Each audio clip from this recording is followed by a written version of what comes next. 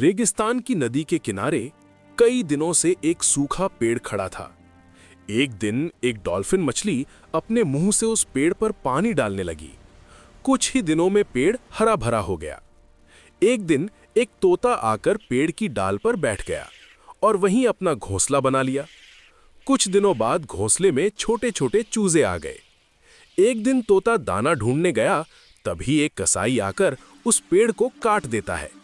जब तोता वापस आता है और टूटा पेड़ देखता है तो रोने लगता है।